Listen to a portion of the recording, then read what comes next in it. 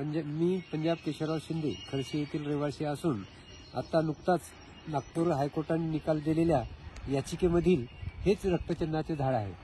सध्या उन्हाळा असल्यामुळे सगळं पानझड झालेले आहे।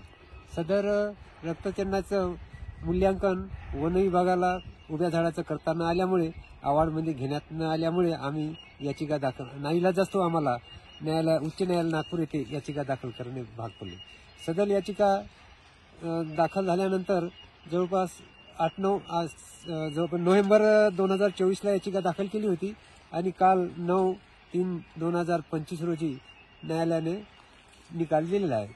सदर निकाल आदेशानुसार न्यायालयात वन विभागाने 1 करोड रुपये ॲडव्हान्स स्वरूपात भरलेला आहे आणि मूल्यांकनाची डेट त्याला 7/7/2025 दिली आहे।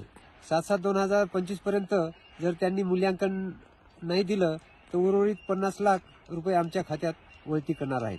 सध्या 50 लाख रुपये न्यायालयात जमा ठेवण्यात आलेले आहेत।